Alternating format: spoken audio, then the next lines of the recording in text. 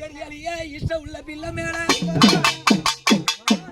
அதுக்கு அந்த சிட்டி மாலமோதி தலையில வந்திருக்கிறிய தாயே நீ வந்து யாரு கண்ணம்மாடா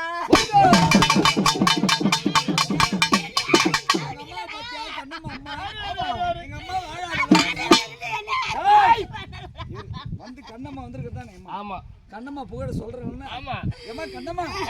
நீ வாழாத வந்தவங்க வந்த குல தாண்டவங்க